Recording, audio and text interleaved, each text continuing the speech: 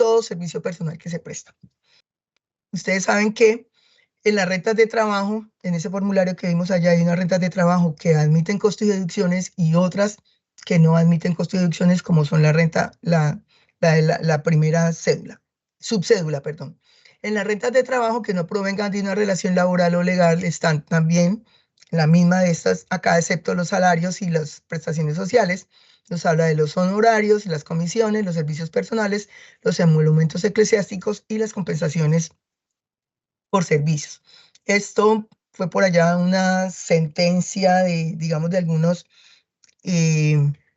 prestadores de servicio que, ¿cómo así que yo no voy a tener derecho a tener costos y deducciones cuando yo tengo, por decir, no sé, tengo mi oficina, o tengo mi consultorio, tengo mis trabajadores, tengo unos costos y deducciones? Entonces eso permite que tengamos rentas de trabajo donde no tengo costos y deducciones y rentas de trabajo que tengo costos y deducciones. ¿Cuáles son esas? La diferencia entre las dos.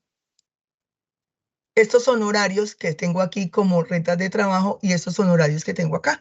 Un ejemplo, siempre la pongo con los contadores, es el contador que en la mañana va y trabaja en una empresa y en esa empresa le tienen el computador, le tienen las auxiliares, le tienen los programas de contabilidad, le tienen el internet, le tienen todo, y él simplemente va a prestar su servicio personal. Yo le llamo vender la fuerza laboral, prestar su servicio personal, pero la empresa, y le están pagando unos honorarios, pero la empresa le pone todo. Él no tiene costos, entonces ese ingreso que él va a obtener por esa compra, perdón, por esa prestación de ese servicio, esos ingresos de esos honorarios, los tendría que llevar en el renglón 32 que dice rentas de trabajo. ¿Por qué? Porque allí me pusieron todo y yo no tengo unos costos. Pero yo en las tardes tengo varias asesorías y esas, o varias contabilidades, llamémoslo así. Entonces yo tengo una oficina o trabajo de mi casa y tengo 4 o 5 auxiliares o una auxiliar.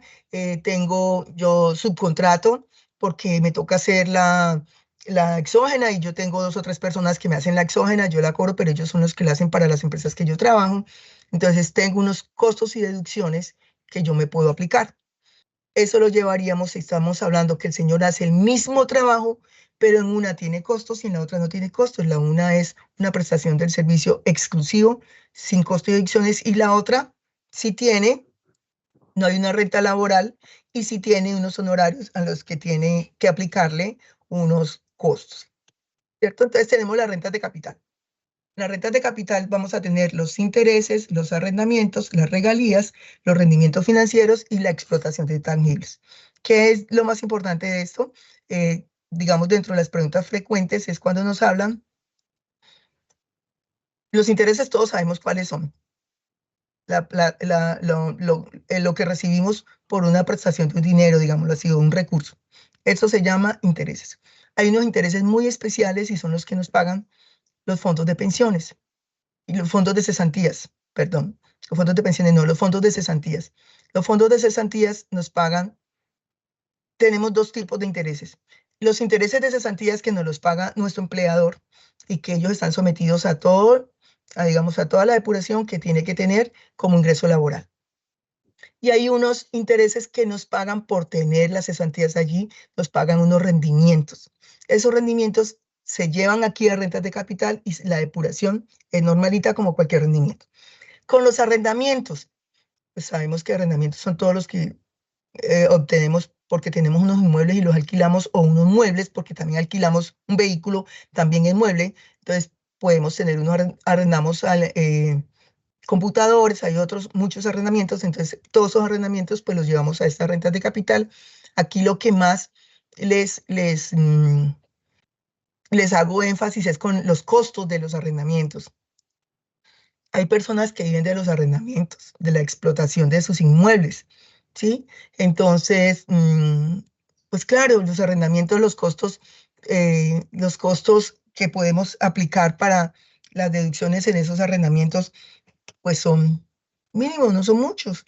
Entonces, en esos arrendamientos, pues, ¿qué podemos llevar? El predial que pagamos de ese inmueble. Si está en una propiedad horizontal, pues tenemos que pagar una administración. Si lo tenemos por inmobiliaria, pues pagamos unos pagos y unas comisiones a quien nos administra y de pronto algunos mantenimientos para mantener bien ese bien y poderlo explotar. Entonces, aquí se nos confunde mucho el mantenimiento con la valorización del bien. Aquí les saco este énfasis por eso, porque es que uno ve el arrendamiento, reciben, no sé, 30 millones de arrendamiento y 25 millones en costos. Aquí hicieron, no, es que yo hice una reparación. ¿Qué reparación hice? No, saqué al ladito, yo tenía desocupada, hice una bodega para alquilarlo para bodega. Ah, eso es una valorización del bien, yo no lo puedo llevar como un costo o gasto. ¿Por qué? Porque yo lo que hice fue valorizar mi bien. Es un mayor valor del inmueble. Entonces tenemos que tener muy en cuenta cuando tenemos esos arrendamientos, es que, bueno, y que nos acostumbramos entonces a cambiar el mármol a la cocina cada año. Entonces hacemos mantenimiento de la cocina, hacemos mantenimiento de los baños cada año y ponemos unos costos ahí como que son demasiados frente al ingreso de los arrendamientos. Me salió un poquito digamos, de la charla, pero es porque siempre hago énfasis en eso, tener en cuenta qué son los costos que vamos a llevar por arrendamientos. No podemos llevar como costos y gastos de arrendamientos lo que se llama valorización. El arrendamiento, el mantenimiento, es para yo mantener mi bien, que no se desvalorice y que yo lo pueda alquilar bien, que no me vayan a bajarles. Eso es mantenerlo. Yo lo mantengo bien, yo lo mantengo bien pintándolo, yo lo mantengo bien cambiándole si las partes de los sifones, yo lo mantengo bien haciéndole mantenimiento a los techos. Eso es mantenimiento. Pero si yo digo voy a hacer una terraza más porque aquí voy a poner unas sombrillas y lo voy a alquilar para que hagan reuniones, pues yo estoy valorizando mi bien, no lo estoy manteniendo. Entonces eso es bueno que lo tengan en cuenta.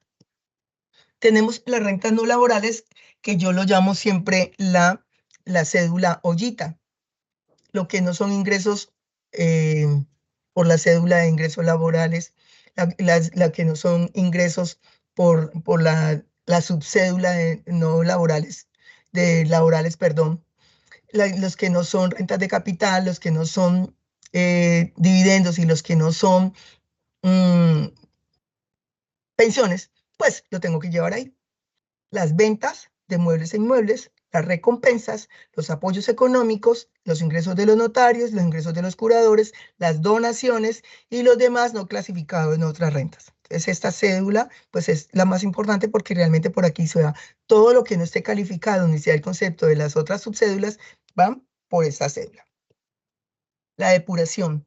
La cédula general la podemos depurar con los ingresos que no constituyen renta ni ganancia ocasional, con las rentas exentas y con las deducciones. Entonces, aquí tenemos, digamos, como un mapita general de qué podemos aplicarle y cuáles son los ingresos no constitutivos de renta ni ganancia ocasional en las 4 cédulas. Perdón, las 2 subcédulas y las 2 cédulas siguientes. Entonces nos dice, el aporte obligatorio a pensiones lo podemos llevar como un ingreso no constitutivo de renta ni ganancia ocasional en todas las cédulas. Ojo, este no permite dividirlo, ¿no?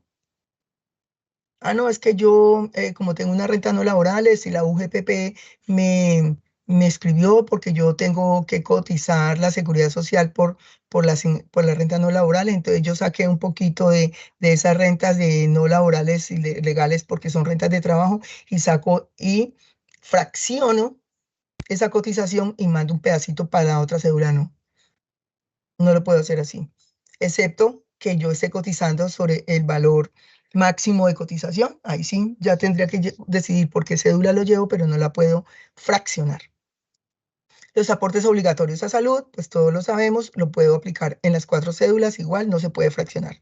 Las cotizaciones voluntarias a pensiones obligatorias, que se llama régimen de ahorro individual con solidaridad privada. Tengan en cuenta que el RAIS, que son las cotizaciones voluntarias, son un ahorro individual. ese no es un fondo de pensiones, sino que es un ahorro, ¿no? Ténganlo en cuenta para eso. Esas cotizaciones voluntarias también son ingresos no constitutivos de renta ni ganancia ocasional en todas las cédulas. Los apoyos económicos para financiar programas educativos sí están excluidos, sí, están excluidos como un ingreso no constitutivo de renta y solamente se puede llevar por 2 cédulas. Si ese apoyo económico para financiar programas educativos, Colciencias, ICETEX, bueno, hay otros que están como muy ligados a las universidades eh, que están financiados con recursos públicos. Esos programas educativos tienen que ser eh, con recursos públicos. Yo los llevo como un ingreso no constitutivo de renta si está ligado a mi ingreso laboral.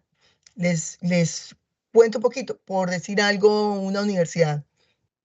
Entonces la universidad dice que le va a hacer unos recursos con Colfuturo ahora o con Ciencias. Entonces, pero yo mando a mis estudiantes, o mando, no a mis estudiantes, no, a mis trabajadores a que concursen y tal, y soy yo el que le digo, yo como universidad la que le digo a quién le va a dar esos recursos y luego le dan ese apoyo económico como está ligado a una renta de trabajo porque yo pude acceder a ese apoyo económico por ser empleado de la universidad, de la DIAN. Entonces, en ese momento, eso es un ingreso que yo debo declarar como un ingreso laboral y lo llevo como un ingreso no constitutivo de renta. Si yo concursé independiente solo por allá a Colfuturo y me gané una beca y esa beca me dieron el apoyo económico, lo recibí, yo lo llevo como una renta no laboral en la cédula de rentas no laborales. El componente inflacionario de los rendimientos financieros los podemos llevar, los no obligados a llevar contabilidad y pues se lleva obviamente de las rentas de capital. Las indemnizaciones por seguro por daño, el daño emergente, también se lleva como una renta no laboral. Y las demás contempladas en la ley que nos habla del artículo 33 a la 57, pues es que ya son varias. Ahorita hablemos de las rentas exentas. Estas son las rentas, cuando nosotros estamos hablando de ingresos no constitutivos de renta y de rentas exentas, ¿por qué está como a un ladito la norma? Porque ya son taxativas en las normas. Entonces yo no puedo, que es otra pregunta frecuente. María Cecilia, es que yo recibí mm, un auxilio para vivienda que me dio la caja de compensación. Eso no está. No está como un ingreso no constitutivo de renta, ni está como una renta exenta. Y lo que no esté ni exento ni no constitutivo como renta está grabado. Entonces, por eso hay que hacer tanto énfasis en que las excepciones están taxativas en la norma. Entonces aquí nos habla de cuáles son las rentas exentas. Los aportes voluntarios a fondo de pensiones, a las cuentas AFC o a las cuentas ABC, que es ahorro voluntario contractual, es una renta exenta y lo puedo llevar en las 4 cédulas. Los auxilios de cesantías, pues obviamente las cesantías están ligadas a nuestro contrato de trabajo por rentas laborales, entonces la cesantía es un ingreso laboral, entonces solamente la podemos llevar quienes obtenemos ingresos por rentas de trabajo. Los gastos de representación bueno, está muy exceptuado, no son los gastos de representación de todos los trabajadores, sino de los magistrados y sus fiscales, sus procuradores, rectores y profesores de universidades públicas y el 25% de los jueces. El seguro por muerte y compensaciones por muerte de las fuerzas militares y de policía, el exceso de salario básico también de las fuerzas militares y la policía, las indemnizaciones por accidentes de trabajo o enfermedad o maternidad y los gastos de entierro, esa también está exclusivo para las rentas de trabajo. El 25% de la renta laboral es que es una renta exenta que tenemos todos los que tenemos ingresos laborales y que está limitada a 790 VT anuales. Las rentas provenientes del CAN, estas son el CAN es, ay, se me olvidó el CAN, ¿cómo se llama? Bueno, es el convenio que existe que es la decisión 578 de 2004, que también dice que las rentas provenientes y que estén allí en ese convenio están en todas las rentas, porque yo puedo recibir por muchas razones de todos los conceptos de las cédulas, las puedo tener allí las puedo llevar como una renta exenta y las demás señaladas en la ley. Las deducciones. Hay unas deducciones que yo llamo teóricas y otras deducciones que son porque realmente hubo el pago. Entonces nos habla en las rentas, los intereses de los que yo le he hablado ahora rato de los leasing, esos son para adquisición de vivienda, incluido el leasing habitacional y pues el crédito hipotecario. Yo lo puedo llevar como una deducción en todas las cédulas. Tampoco se puede fraccionar. Debo llevarlo en la cédula, pues que más me convenga de acuerdo a mis ingresos y de acuerdo a las depuraciones que haga. Los intereses sobre préstamos educativos para el ICETEX también lo puedo llevar en todas las cédulas. Para mi ICETEX, no puedo llevar el de mi hijo, ni el de mi esposo, ni el de mi mamá, ni el de mi hermano. Solamente el ICETEX del ciudadano que está declarando. Los intereses, los dependientes económicos. El artículo 387 nos dice que podemos llevarlos por rentas por rentas de trabajo y rentas de trabajo no laborales, podemos llevar los dependientes económicos hasta 32 VTs. Esos 32 VTs son mensuales. ¿Por qué hablamos de mensuales? Y ese es, digamos, una deducción teórica, ¿no? Ese dependiente económico, pues no es un egreso, ni es un gasto. Es una deducción y es teórica. Y nos dice que podemos llevar 32 VTs. ¿Por qué? Porque el dependiente económico puede haber nacido en el año, entonces yo no tengo derecho a todo el año, sino que yo tengo derecho a los meses en que fue dependiente económico mío, porque nació en el año. O al contrario, cumplió su mayoría de edad en el año. Entonces yo lo llevaría también por fracciones de meses, de las 32 VTs mensuales, por los meses que tuvo dependiente mío. La medicina prepagada y los seguros de salud igual, son 16 VTs mensuales, pasa lo mismo. Ellas también están, se puede solicitar la deducción de 16 VTs mensuales de acuerdo a los meses en que pagué la medicina para mí y para mis dependientes económicos en los meses que fue dependiente económico mío. El 50% del gravamen a los movimientos financieros sí se puede llevar como una deducción en todas las cédulas y subcédulas, y los aportes a cesantías de los partícipes independientes. Eso pasa que pues las cesantías, hablaba yo ahora rato que es una prestación para nosotros los asalariados, los que tenemos contrato laboral, pero los partícipes independientes, las personas independientes pueden hacer su cotización de sus aportes a cesantías y los pueden llevar por la cédula, tampoco se puede fraccionar y lo llevo por la cédula lo puedo aplicar en todas las cédulas. Estas son las deducciones.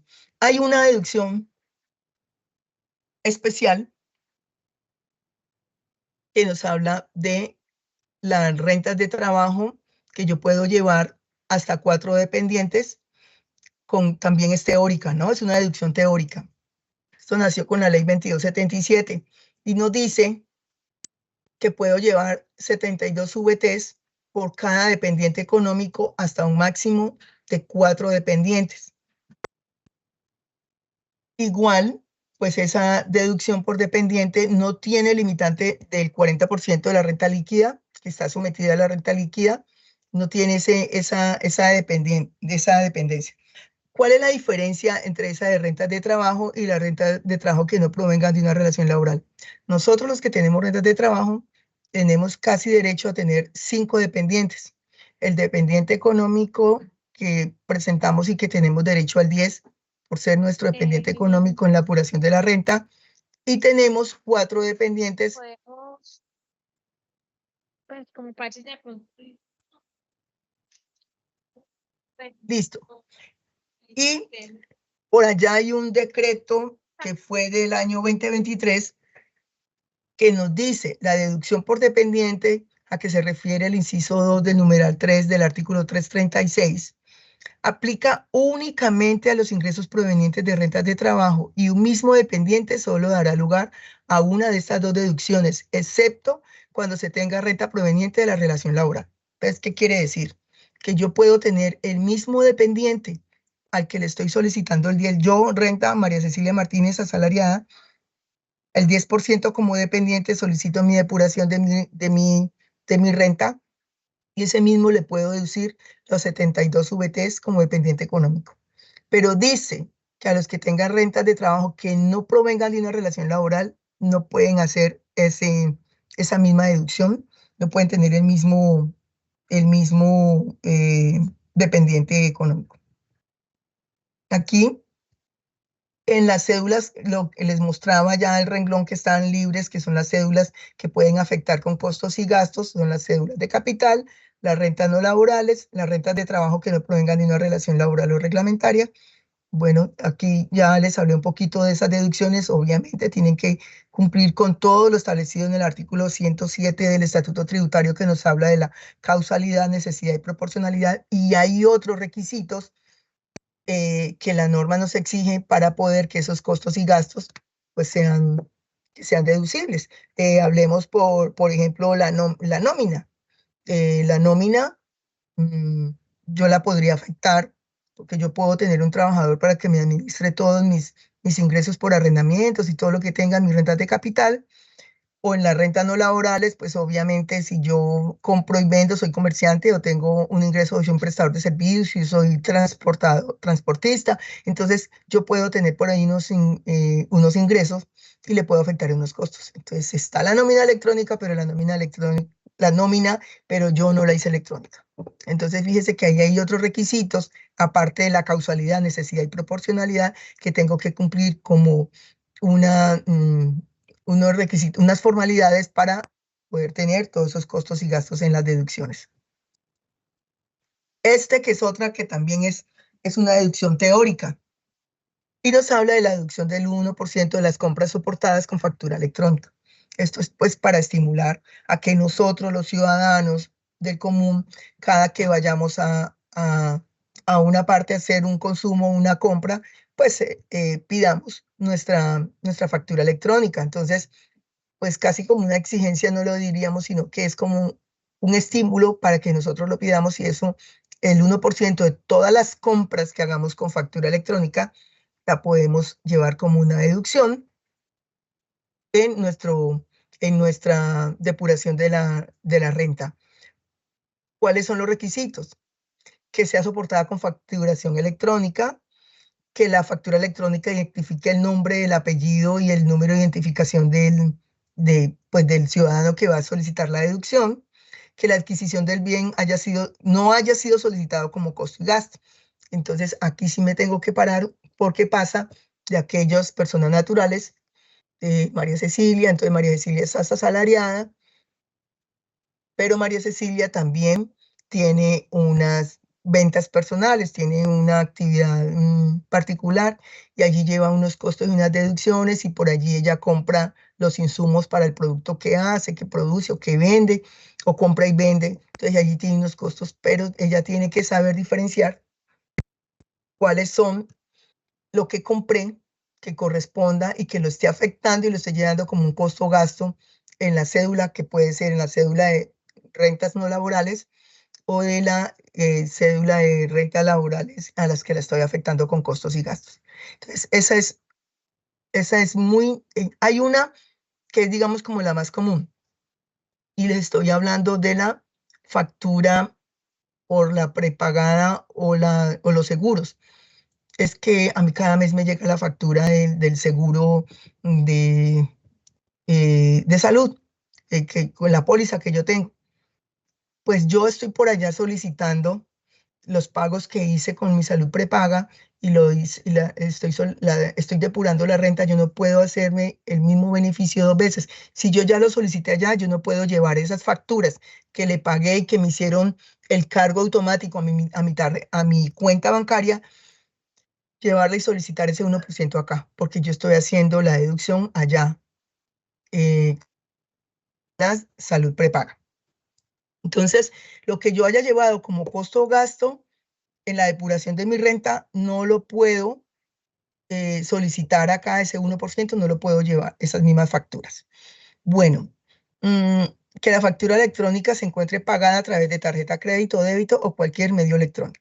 Es decir, o sea, yo les hablé ahorita que hice un cargo a mi cuenta débito, entonces lo tengo que pagar con mi tarjeta crédito, mi tarjeta débito o cualquier medio electrónico que yo pueda demostrar.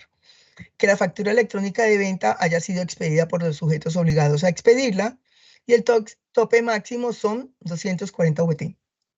Tengo que aclararles un poquito sobre esas ventas con las tarjetas, y es que hay algunas ocasiones que cuando y me ha pasado muchas veces, yo voy y pago y me dicen que pagué en efectivo y yo estoy pagando con mi tarjeta. Entonces, ser como muy precavido con eso y siempre decirle, claro que si usted tiene cómo demostrarlo, me pasó el año pasado una persona que decía que fue a comprar un vehículo, él pagó su vehículo con su tarjeta de crédito y cuando bajó sus facturas de compra, ahí decía el valor del vehículo, del concesionario, donde lo compró y todo, y decía pagado en efectivo. El señor va y me dice, mire, esto está pagado en efectivo, pero yo aquí tengo mi extracto de la cuenta donde me cargaron ese valor. Y yo le dije, solicítelo sin miedo, porque usted tiene como demostrar que usted sí lo pagó por un medio electrónico.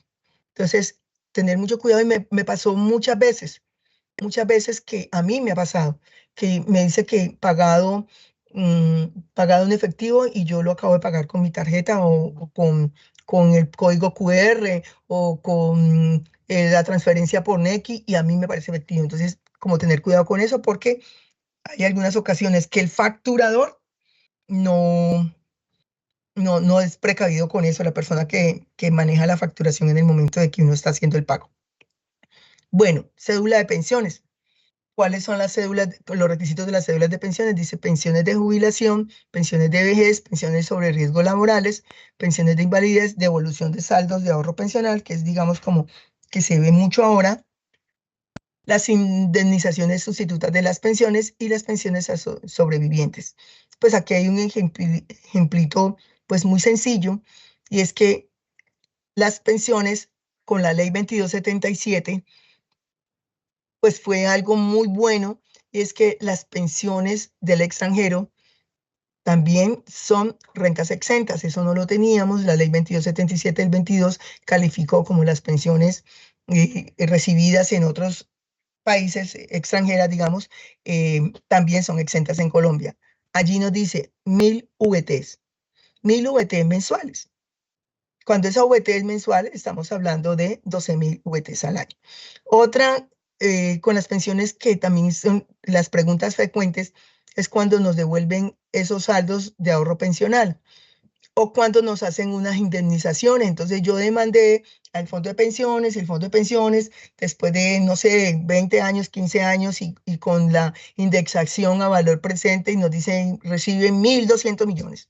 Entonces, vea, María Cecilia, es que 1.200 millones, aquí dice que la renta exenta son 1.000 VTs por 12 años, pues las 12.000 VTs apenas me da tanto, yo tengo, pero eso hay que hacerlo por año. O sea, son 12.000 VTs por el año. Si a mí me están pagando 1.200 millones, pues yo tengo que mirar esos 1.200 millones. Hay una sentencia que me dice a qué años corresponda. Asimismo, yo tengo que hacer ese, digamos, prorrateo en el que yo voy a llevar como renta exenta lo correspondiente a las 12.000 VTs por cada año que me están dando esa indemnización o me están devolviendo ese saldo de ahorro pensional o la demanda que yo haya hecho por lo que me hayan hecho por los años que correspondan, yo debo saber que son 12.000 VTs por cada año. Como para que lo tengan en cuenta, pues aquí tenemos en el formulario donde están las rentas exentas de pensiones, ¿no? Hablemos de las ganancias ocasionales. Esas también fueron modificadas, algunas, sobre todo la tasa, y algunas fueron modificadas con la ley 2277. Fue la última modificación que es del 2022. Las ganancias ocasionales están contempladas en el artículo 299 y siguientes del estatuto. Nos dice la utilidad en la venta de activos poseídos por más de 2 años. Entonces, si yo compré un carro el año pasado y lo estoy vendiendo ahora, no es una ganancia ocasional. Yo lo tengo que llevar en mi cédula no laboral. La cédula que yo llamé Ollita, ya llevo cuando no tienen los 2 años en la venta del activo fijo. Esa utilidad no es una ganancia ocasional. La utilidad en la liquidación de sociedades que tengan más de 2 años de existencia, las herencias, legados, porción conyugal, las donaciones y los gananciales, también es una ganancia ocasional que tienen una tasa especial. Ahí tenemos el asterisco, la tasa que corresponde al 15% y la tasa que corresponde al 20%. Las loterías, premios, rifas, juegos, apuestas y similares, la ganancia ocasional es del 20%. Las indemnizaciones por seguro de vida nos lo contempla el artículo 303 del estatuto y dice cualquier otro acto jurídico celebrado entre vivos a título gratuito, que son las donaciones, porque una donación también es una ganancia ocasional. Ahí dice acto jurídico celebrado entre vivos a título gratuito, que es pues donaciones y algunas, sí, las donaciones. Bueno, nos habla de unas ganancias ocasionales exentas. Aquí estamos hablando de qué son las ganancias ocasionales y aquí nos dice también las exenciones. Vuelvo a lo mismo. Lo que no está escrito y lo que no está contemplado en la norma pagaría el impuesto bajo estas tasas del 15 y del 20, pero tienes unas exenciones y esas exenciones son los primeros 13.000 VTs del valor de la vivienda de habitación de propiedad del causante.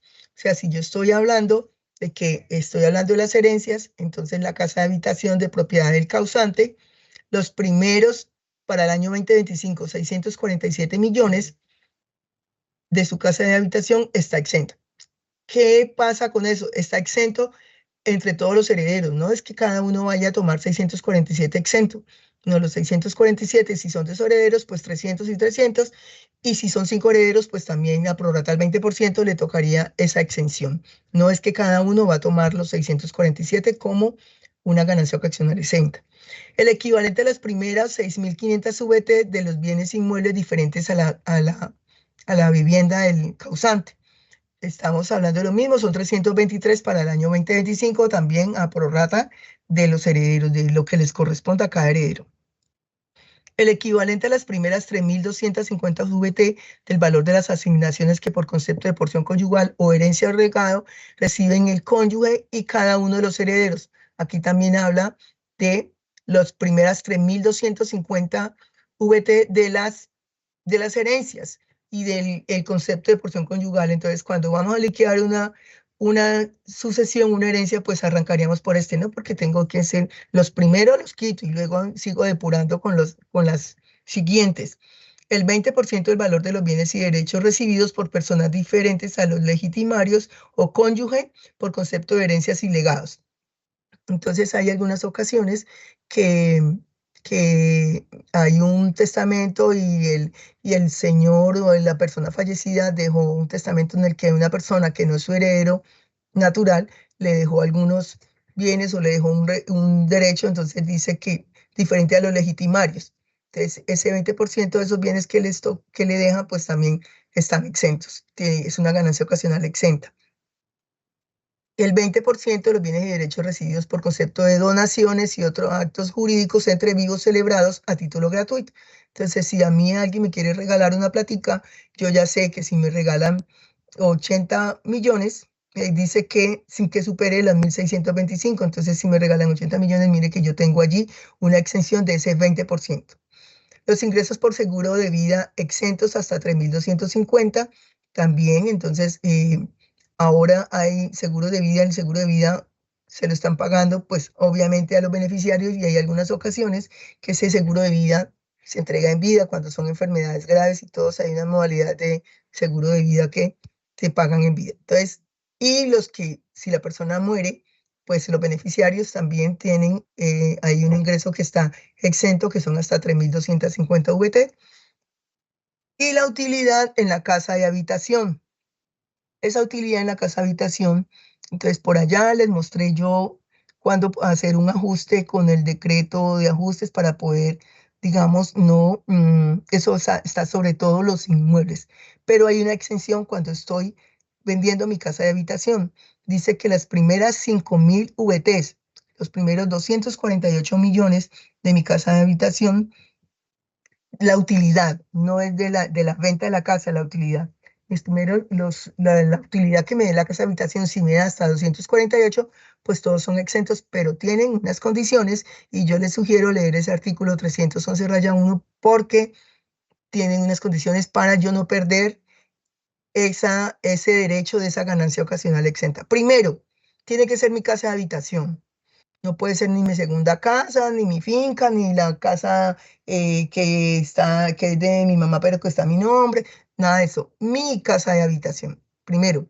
Segundo, el dinero que yo recibí de esa casa de habitación, todo lo dice el artículo 311-1, la tengo que destinar para mi nueva casa, no para yo irle a invertirla, comprarla en acciones o ahorrarla y entonces el próximo la vendo y cuando tenga el resto de plata o cuando me salga el crédito del fondo, entonces yo tengo la platica ahí y la consigné en mi cuenta. Si yo estoy vendiendo mi casa de habitación, la debo de consignar en una cuenta AFC, pago el crédito de vivienda de la misma casa de habitación que tengo o la guardo en una cuenta AFC. Destino, vivienda, porque para eso es la casa de habitación. Entonces, cuando yo tengo la casa de habitación, si usted le dice al señor, no, consígnemela en mi cuenta que yo cuando consiga nueva casa, me compro la otra casa o estoy comprando una casa de menor valor o de mayor valor y entonces cuando la compre de oportunidad, yo, pues si la guardé, guardémoslo en una cuenta FC. No la puedo guardar en mi cuenta personal porque se pierde la cadena y pierdo el derecho a tener esta exención de la utilidad, en la ganancia ocasional por esa utilidad. Bueno, yo les hablé por allá en las primeras presentaciones les hablé del formulario de las personas no residentes y le hablé que el no residente debe declarar en el formulario 110. Y les dije, por allá más adelante vamos a mirar cuándo se declara en el formulario 150. Para eso necesitamos leer esta definición de lo que es residencia para fines cambiarios. Y dice que se consideran residentes las personas naturales colombianas que habiten en el territorio nacional o extranjeras que permanezcan continua o discontinua más de 183 días, incluido el de entrada y salida. O sea, el concepto es el mismo que vimos allá con el artículo 10 del estatuto. Ahí habla de las entidades de derechos públicos, las personas jurídicas. Bueno, ¿quiénes se consideran no residentes?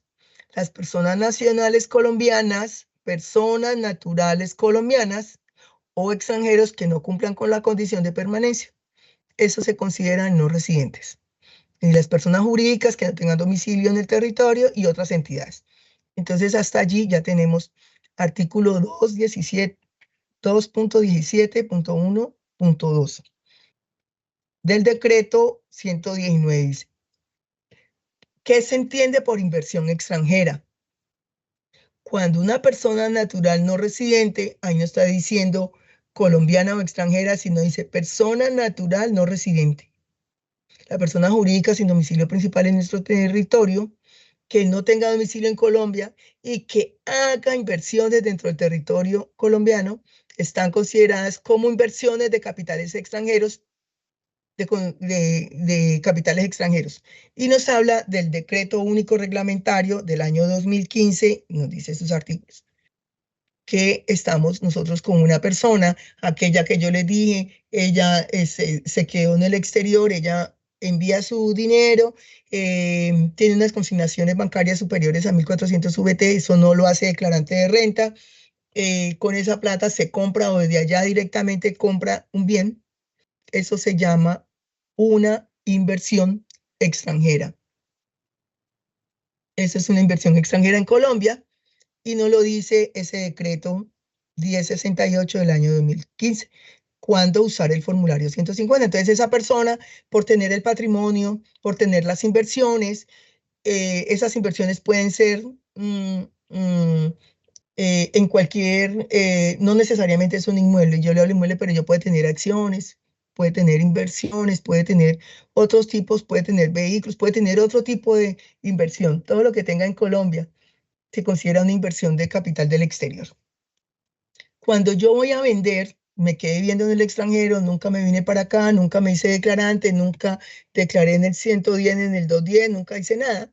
Pero cuando yo voy a cambiar de titularidad de la inversión, ¿por qué? Porque vendí esa casa, vendí ese apartamento. Entonces, en ese momento, yo no voy a usar el formulario 110, que sería el que me tocaría declarar como no residente, declarar las rentas. Pero si yo no tengo rentas en Colombia y yo no tengo sino una inversión o un patrimonio en Colombia, cuando ese patrimonio, esa inversión cambia de titularidad, yo uso el formulario 150 para que lo tengan en cuenta frente a esas personas que no son declarantes en Colombia y no tienen ingresos en Colombia, pero tienen inversiones, tienen inmuebles. Bueno, aquí hay otra, la inversión de capitales que se considera inversión de capital en Colombia, capital del exterior. Entonces miremos lo que dice en azulito.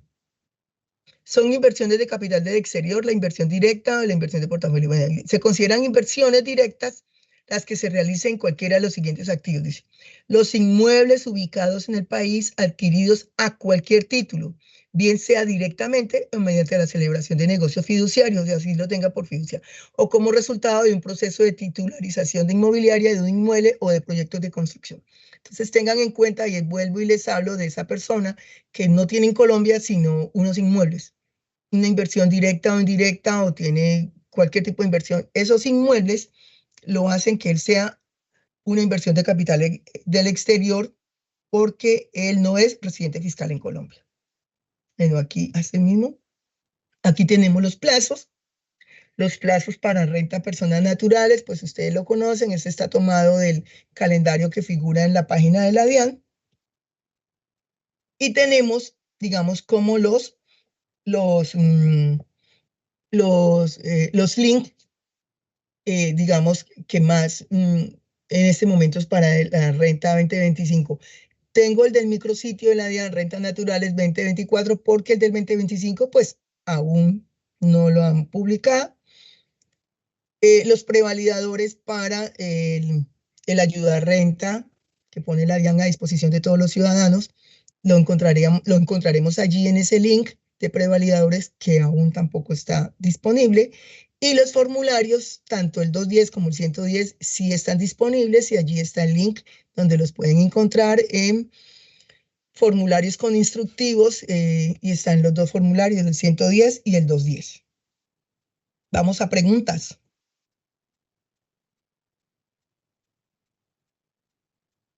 Sí, tenemos unas preguntas en el chat. Vamos a ver.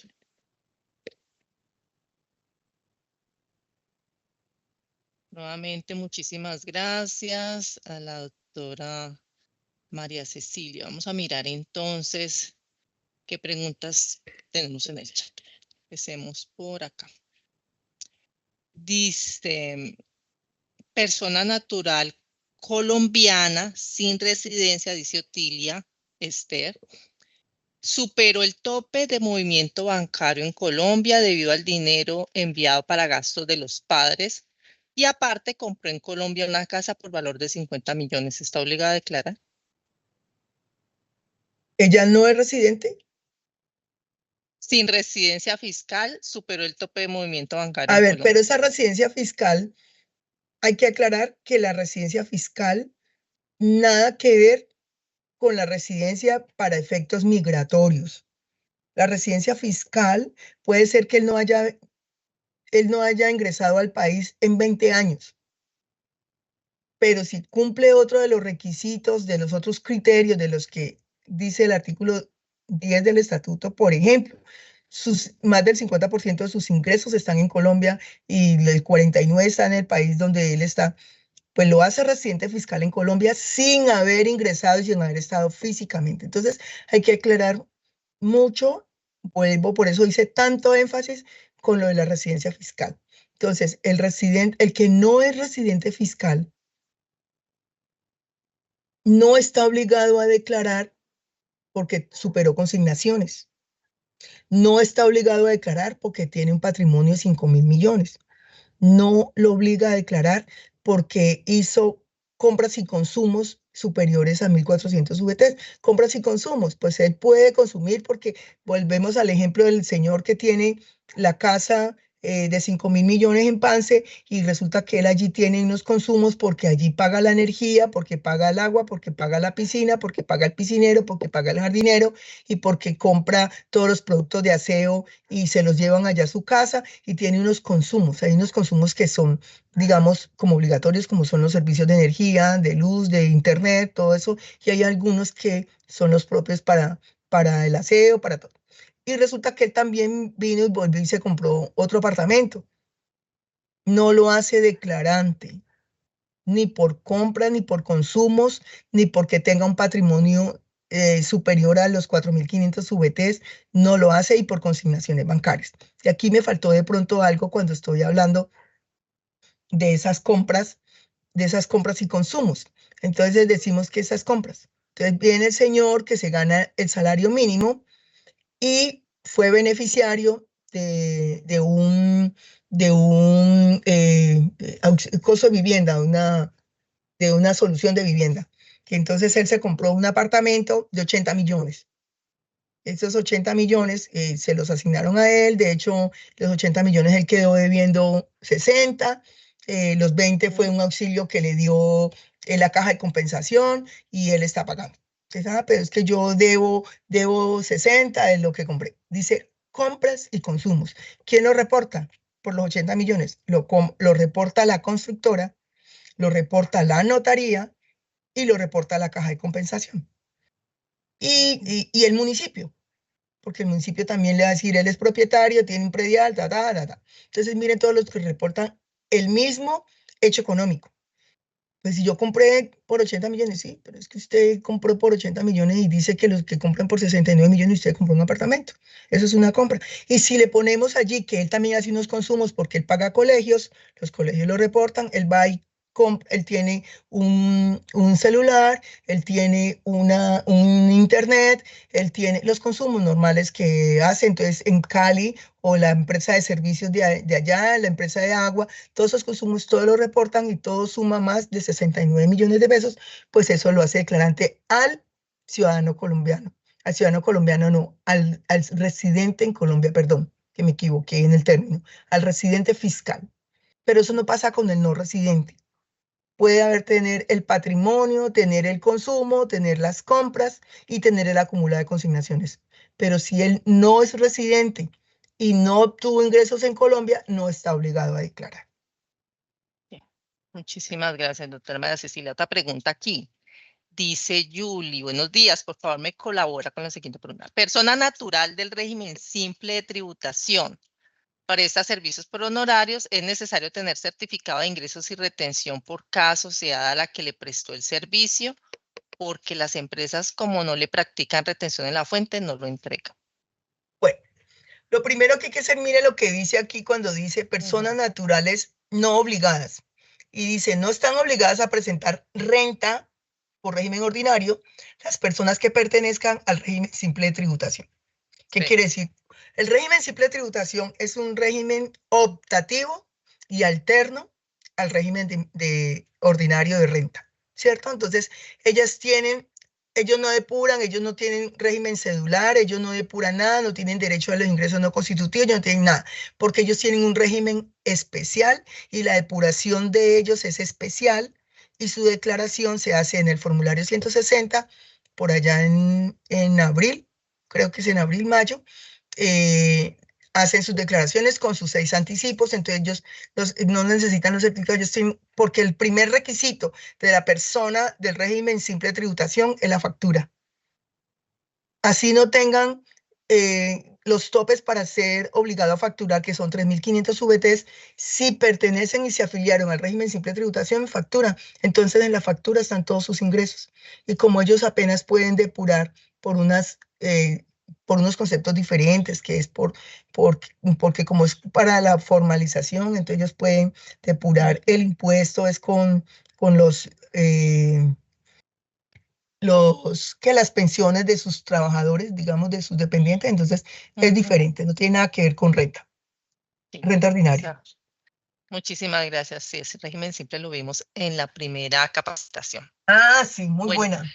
muy bueno. Daniela Parra tiene una pregunta, no sé si de pronto la quiera leer. Dice, se supone que hay una presunción, pero también la norma dice que debe estar soportado a través de documentos electrónicos. ¿Cómo se manejaría? No sé si está clara la pregunta, doctor. No entiendo qué presunción habla. Sí, Daniela Parra puede abrir su micrófono para que podamos entender mejor la pregunta. Miremos a ver. Aquí hay una pregunta, parece un estudiante. Soy persona natural, tengo un pre-ITFES, el cual los estudiantes me pagan y ese dinero me entra como consignación a mi esposo. ¿Sería un tope por consignación o sería un ingreso? No lo entendí. María Payares, si puedes abrir tu micrófono, por favor. Bueno, me voy hacia atrás a ver si hay más preguntas. Hola, Bien pueda. Le habla María yo soy Payares. Daniela Lo que Parra. pasa es que María, Ok. tienes la palabra. Ujú. Listo. listo. Daniel. Lo que pasa es que tengo un pre-IFE en varios colegios. Entonces, ese dinero le llega a la cuenta de mi esposo, pero son consignaciones. No sé si eso se presenta como ingreso o por el tope de consignación. O sea, ¿cómo? No A sé ver, si el ingreso es de la persona que dicta el ICFES. ¿Quién es la persona que dicta en ICFES? Usted. Sí, yo. Bueno, entonces el ingreso es suyo, porque usted está prestando el servicio y usted es la que está, digamos, es la dueña del ingreso.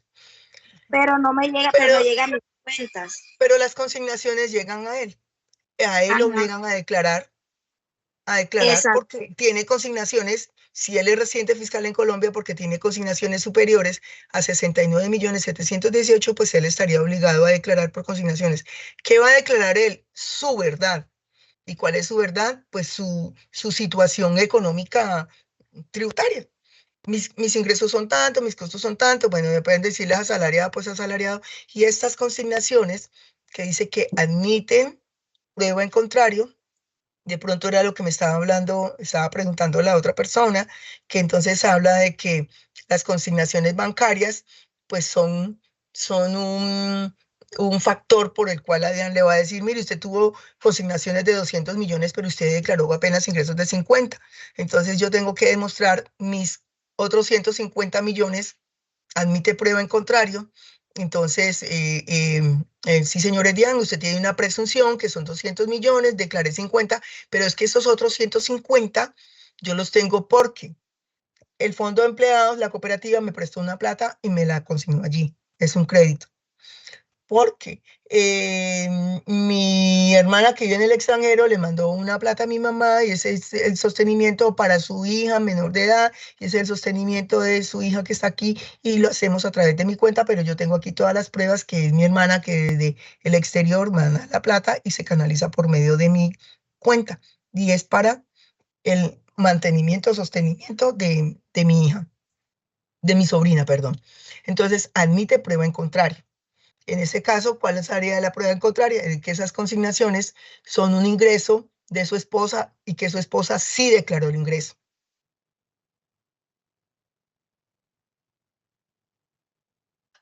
Muchas gracias. Muchas gracias. ¿Hay otra manito levantada o ya? Daniela. Yo, Daniela Parra, yo pregunté, pues en el tema de la presunción de costos, tenemos, pues digamos que claro que hay una presunción de costos, pero lo que entiendo es que debe estar acompañada siempre con la documentación electrónica, pero digamos que en muchas partes lo que están haciendo es tomando solamente la presunción y diciéndole pues a la persona, no hay problema porque existe esa presunción, entonces uno queda como perdido porque yo, por ejemplo, a todos mis clientes les pido la documentación electrónica para poderme descontar costos y gastos, pero también en la norma está la presunción. Entonces quisiera saber como que uno en qué se basa para tomar alguna de las dos decisiones. No, esas decisiones no se pueden basar en presunciones. La presunción primero hablemos de cuáles son los requisitos o cuáles son los documentos que hoy hay para soportar un costo y gasto. Solamente existen 4. A ver, yo ahorita que quito esta pongo la cámara. ¿No me veo? Todavía no. Ya, ahí. Ya. Existen solamente 4 soportes que están habilitados en la norma y son factura electrónica, documentos post o alternos de electrónicos, que todavía quedan algunos, el tiquete aéreo, las entradas a cine, las entradas a cosas de espectáculos, existen algunas, el tiquete de transportes, existen algunos electrónicos, la nómina electrónica y el documento soporte para no obligados. No más, no existe más.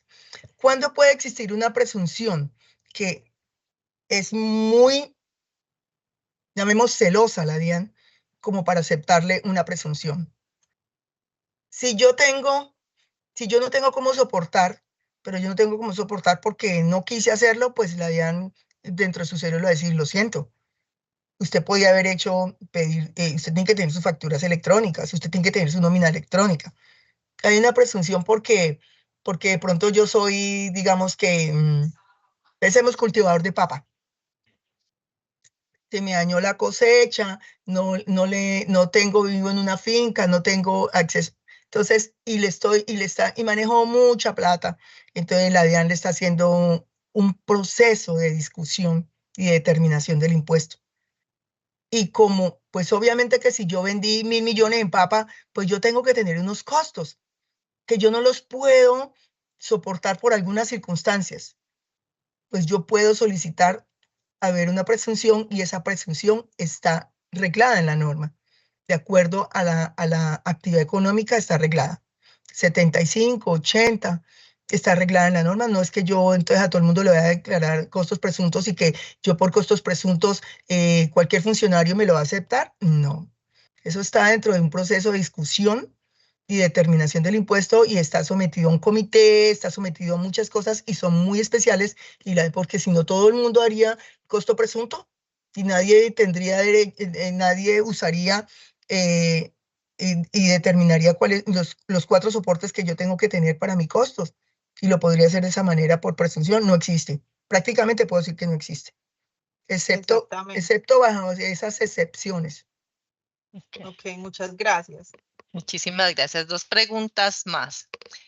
Mauro Rojas dice, una persona natural residente en Colombia presentó su declaración de renta del 2020 en 2024. Liquidó la sanción mínima y como tenía un saldo a favor, realizó el cuadre de cuentas quedando por pagar un valor mínimo, el cual no pagó de inmediato. Al mes, esa persona fue a pagar, pero ahora aparece como valor a pagar la sanción. En la página igualmente aparece el saldo a favor, pero ambas cuantías no se cruzan. ¿Qué debe de hacer el contribuyente en este caso? No, pues ese ejercicio habría que hacerlo como, primero mirarlo desde directo, porque no, la DIAN no le va a poner un valor a pagar mágicamente. O sea, que le aparezca en la obligación, yo le puse fue un saldo a favor o un valor a pagar de 60.000 pesos y me está apareciendo hoy una sanción de 500.000, 524.000. Ella no aparece mágicamente. Ella tiene que haber tenido una discusión. Los funcionarios, no tenemos facultades para ir modificando una declaración privada sin tener un debido proceso. Debe tener un debido proceso. Entonces, si por una sanción, digamos, mínima, menos lo van a usar de esa manera. Entonces tendría que ser, yo más bien le invito que con el caso se acerque a un punto de contacto, que allí estamos los orientadores que podemos tomar el caso y verlo, y si no, pues directamente con la adición de cobranzas, que es donde sería que están los saldos donde están los saldos y por cobrar, y que el funcionario de cobranzas mire a ver por qué le está le están cobrando un valor adicional o en la obligación le figura un valor adicional. Porque eso no es normal que sea así. Bueno, muchísimas gracias. Otra pregunta, Gabriel Alfonso Pacheco pregunta. ¿Cómo debe ser el manejo para efectos de la declaración de renta de los ingresos recibidos para terceros, en el caso de abogados que reciben ingresos para sus clientes? ¿Cómo debe ser el manejo? Nuevamente, porfa. ¿Cómo debe ser el manejo para efectos de la declaración de renta de los ingresos recibidos para terceros? Bueno, Ejemplo, el caso de los abogados que reciben ingresos para sus clientes. yo no puedo declarar un hecho económico que no es mío. Si yo soy abogado y tengo y me consignan en mi cuenta 100 millones, de los cuales yo sé que 80 son de mi cliente y 20 son míos por mis honorarios, porque ese fue el acuerdo y el contrato que hice, pues yo voy a declarar 20 millones. Pero como yo estoy recibiendo un ingreso para tercero, eso me obliga a mí a presentar un formato especial que no recuerdo ahorita el número, que es el que recibe ingresos para terceros, hace un formato especial donde informo cuál es el tercero y cuánto recibí de cada tercero. Y yo declaro mis honorarios, los míos, no más. E informo por medio de ese formato quién es. Y obviamente ese tercero, muchas ocasiones no declara y recibió 80 millones y no los declara porque él creyó que no los iban a reportar, pero como el abogado los tiene que reportar, pues ahí va a estar el ingreso, pues él tiene que saberlo, porque si ya hay un abogado debe haber una resolución, un acuerdo, una conciliación, una sentencia, algo que diga esos 80 son suyos. Se los consignamos al abogado, pero son suyos y entonces él debió haber recibido sus 80. Y él declara, obviamente él va a declarar 20, que esos 20 no se los paga la empresa que liquidó, sino la persona que lo contrató, ¿no? Entonces yo pago 20 y el señor contratante pues debe informar los 100. ¿Sí? Bueno, hay acuerdos en el que dice que el que pierda, digamos, la persona demandada tiene que pagar los honorarios del abogado, y serían, digamos, cómo serían los acuerdos y los contratos de cómo habrían hecho la negociación del acuerdo. Bueno, doctora, muchísimas gracias. No hay más preguntas, no hay más manitos levantadas ni preguntas en el chat. Entonces damos por terminada la jornada de hoy. Muchísimas gracias a Con todos por muchísimo gusto. asistir, a los funcionarios de la DIAN, a la doctora María Cecilia. Les recordamos que el día de mañana estaremos con el tema régimen cambiario de importación y exportaciones de bienes. No olviden, por favor, diligenciar la asistencia. Muchos se quedan sin diligenciar y no les podemos enviar luego el material. Bueno, Muchas muchísimas gracias, con mucho gusto. Feliz tarde para todos. Que Bueno, estén muy bien. igual, que estén muy bien.